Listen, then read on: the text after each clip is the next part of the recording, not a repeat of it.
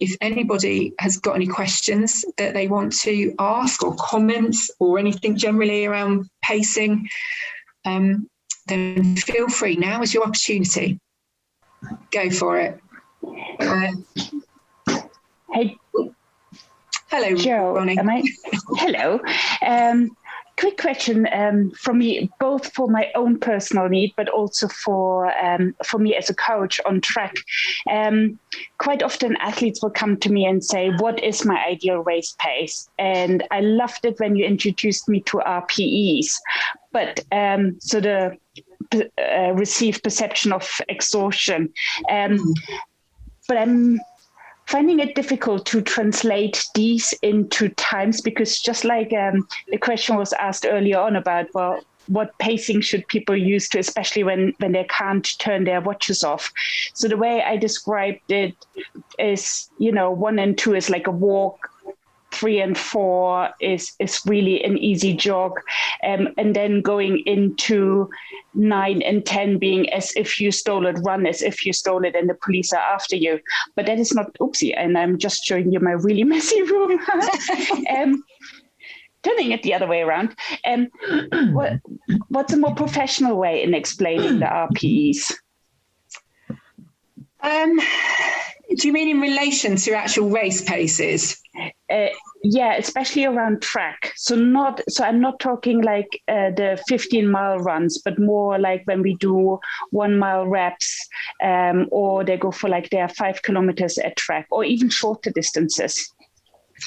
Okay.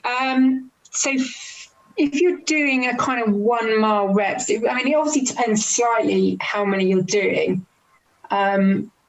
They wouldn't go for more than 5.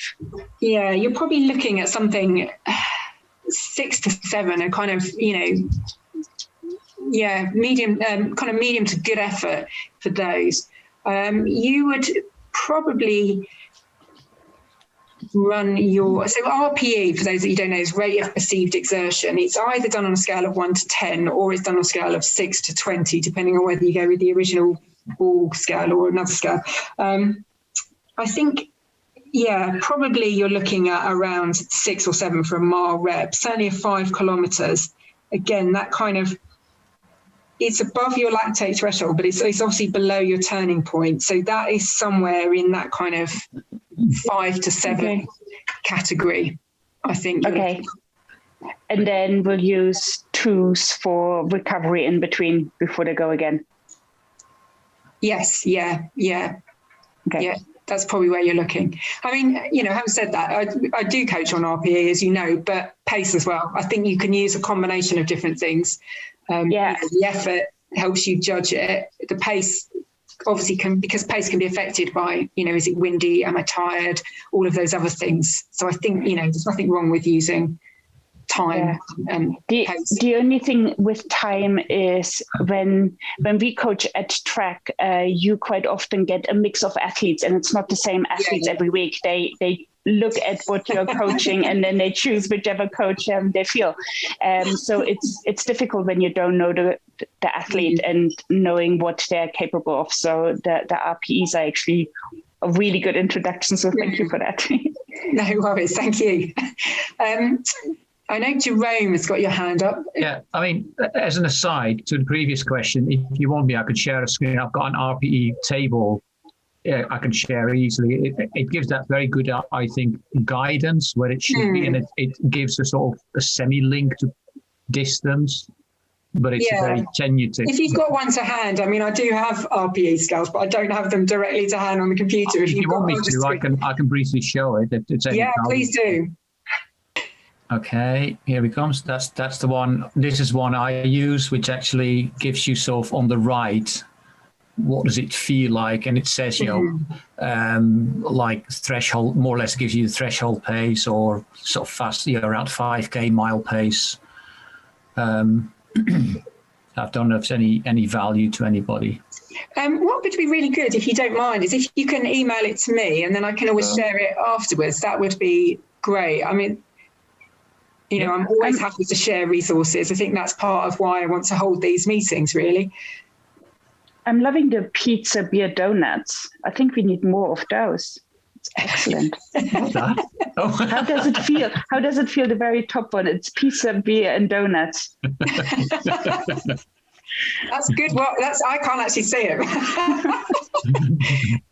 Cool. Thank you, Jerome. That's really kind. Has anybody? I'll send it to you afterwards. Now, as for my question, oh yeah, sorry. Sorry. Gabby, I will come to you after this. Yeah. and this is not directly. Well, it is sort of pacing related, but it's also COVID and sort of restrictions related.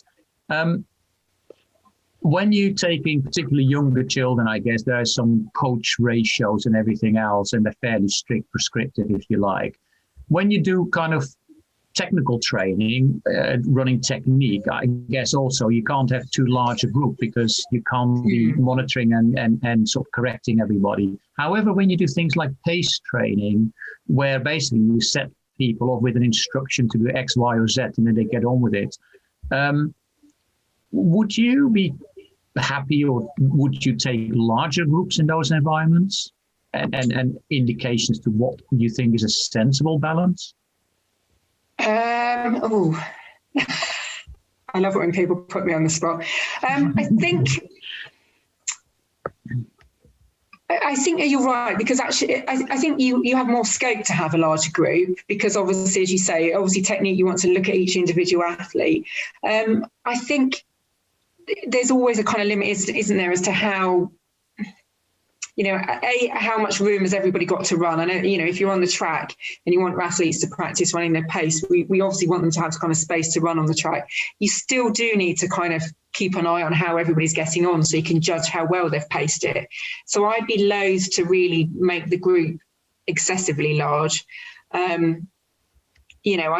find personally, if a group's bigger than 20, I find it really hard to just feel that I'm actually looking at everybody within the group and being able to give everybody kind of sufficient attention to know, are they meeting the objectives of the run, of the training session that we've got? Are they pacing it well? Are they coping well with the training? Are they running well? So for me personally, I would still think probably that would be about where I would feel comfortable. No, thanks. I appreciate that view. Thank you.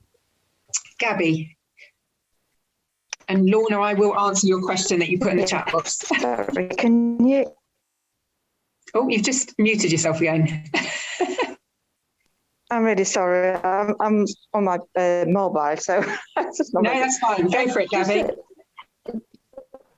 So, how do I know my race pace? So, do I need to run the marathon to know what my marathon pace is, or how do you establish that?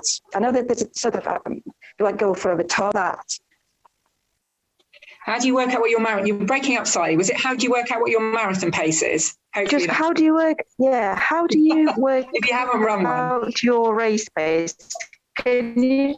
Yes, exactly. So I think for marathon, it's a combination of things. Obviously, the most simple way is if you've run a half marathon, you can pop that time into an online race predictor. The one that I use is Runner's World. I think it's really good, or the most accurate. And it also allows you to put in the weekly mileage that you're doing, which I think gives you a slightly more accurate one. So that's, a formulaic way you can use online. And I'll try and remember to share a link to that. But Runner's World, if you just Google Runner's World Race Predictor. I think the thing with marathon is it always does depend on how much training have you done and how much endurance have you actually got. So you can, lots and lots of people have great half marathon times and don't quite manage to convert that to a marathon. I think it's something that you have to evolve as you go along. So I would start, if you're right new to the whole thing, start with the race predictor, see what that brings out to give you a ballpark, which you can then refine depending on how your longer runs go. So do you finish those long runs feeling comfortable, able to pick up the pace and put some of this estimated marathon pace in towards the end of the run and not be, absolutely crawling home afterwards? And the volume of training that you're doing over a period of time, you gradually just have to try and refine that prediction. But hopefully the combination of the long runs and the training that you do will give you a better idea. But it is partly, not the easiest thing to predict. I just look at people's training over time. Thank you. Lorna asked a question on the chat, which was around the race pace specific runs within the warm up. Is that a race for race or training or both? Actually, the study was looking at it within races, but I always think you should have your warm up as something that, like everything else, you practice for training as well. So if I were doing some faster training runs, and I was thinking, this is actually something I want to try working on with an athlete to see if it works for them, then it is something I would practice in training first. I think you can then actually start to feel, does the athlete like it? Do we like it? Do we feel that it actually really helps us then get into race pace or the pace that we're trying to run our training sessions at? So definitely practicing training first. And it could be then, if you feel it's something that works for you, take it into race warm-ups. Rich wanted to ask a question. Hi. Hi, Rich. Hiya. So I'm relatively new. I've never been on one of these calls before, but really interested. So I use running as part of my biathlon and cross-country ski training, and I do a bit of coaching on the side. I'm going through my ski coaching. So we always we don't pace that much in skiing, but we do it on heart rate and effort, basically, on what level you're working at. Now, we find that a lot of people are really limited by body rather than heart rate. And with pacing, we don't really do full marathons. We might do ski marathons, but in terms of running, a few of us are doing the London Marathon in October, which is great. We are severely lacking when it comes to that jump from sort of 10K half marathon. Now, moving on from the question that came up just now, is it literally a case of just, pacing yourself? Because I've done half marathons and I've tried to run longer distance, but I can't keep up the same pace as my half marathon to my marathon. So is it just a case of miles pacing practice and obviously just running it to see how you feel and then bringing that pace down based on decent feeding and how you feel your body's coping at the time? Yeah, so you're obviously not going to run your marathon at your half marathon pace. No. Otherwise, you'd have to run your half marathon faster. And I think that's the challenge athletes often find when they move up from 10K, shorter distances, or even half marathon to marathon, is that what you can comfortably manage for a 15-mile run, say, for example, might not be what you can comfortably manage for a 20-mile run. So I think it's always better to start more conservatively. So take, potentially, I have to say to athletes, take a good 30 seconds per mile off your steady run pace and let's see how that brings you out, because you're ultimately in your long run, you're aiming to build aerobic fitness. And so you only need to run a relatively comfortable pace to do that. And if you actually do those long runs much faster, what you find is then it can impact the rest of your training. So you might be able to manage them, but you potentially don't need to have to run that hard, and you're then potentially getting over fatigued and potentially getting more risk of injury because you're putting more load and intensity through your legs than you need to get the training benefit from the long runs. So as a standard long run, slow it down a bit is what I say, and often aim for the time on feet rather than an actual pace. And I find that mental shift in people helps them sometimes slow it down, because if I'm saying to you run for 2 hours, or I'm saying to you run for 14 miles, the 2 hours, there's no incentive to run it faster or finish it quicker because it's 2 hours, that's it. So I find it helps people pace it a bit more, and also almost have the kind of confidence to run a bit slower as well, because we don't necessarily have a distance target in mind. Then you want to then start putting in some of the marathon pace runs or the negative split runs. So what I generally do, can you run the 2 hours, 14 miles, whatever you want to be? Then can you run it a negative split? So can you run it at that nice, comfortable pace and then pick it up in the second half?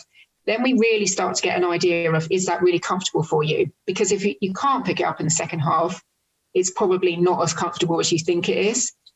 And when I say pick it up in the second half, again, I often mean, pick it up potentially 15 to 30 seconds per mile in the second half. So that's quite a lift to carry that on. If you're doing 16 miles plus, that's quite a lift to carry that on for 8 miles. So that will give you a good idea of how comfortable was the first half.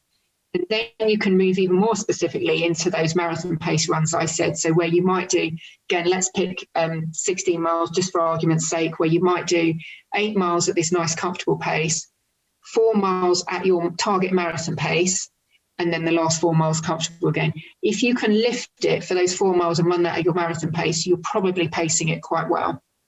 And you would, gradually potentially extend the length of those runs, depending on how it balances with your rest of your training. But that will give you a nice progressive way and teach you a bit of pace discipline as well. And potentially by looking at time on feet, it will keep it in the right intensity zone that you need to be, so that it's not going to be detrimental either in injury terms or the rest of your training week. Brilliant, thank you. No worries. Okay, so these are the references which I've made, the studies that I've made reference to throughout. Obviously, you should be able to find all of these online. The England Athletics webinars are on Athletics Hub. Do go and check them out. They're really interesting. But the rest of them, Peter Coe is actually a book, but the rest of them you can Google online and you should be able to find them. If not, I can actually send you a link to find them. I'm quite happy to do that. What is your email address, Jo, so I can send that table to you? That is what I'm coming up to next. There you go. And this is my email address, jwilkinson@englandathletics.org. So please, if you do, Jerome's going to send me the RPE. I will send that out to anybody that wants it. I'm very happy to share the slides if you're interested in studying them or looking at, getting those references and whatever. Please do email me if you have any questions that come up that you think about afterwards. Oh, actually, I'm not quite sure about what they said, or I've got some thoughts about this, or what do you think of this session? Anything at all. The whole idea, as I say, behind this is to share a bit of expertise. And right at the beginning, somebody said, I'm from Scotland, does it matter? No, it doesn't. I do cover the Southeast. So obviously I mostly promote the webinars in the Southeast. But if you are from somewhere that's not in the Southeast, it really doesn't matter at all. I'm very happy to talk to anybody. And ultimately, it's about coaches coming together and sharing some good knowledge and experience and resources. So thank you for joining us. But thank you very much, everybody. And I will hopefully see you next month.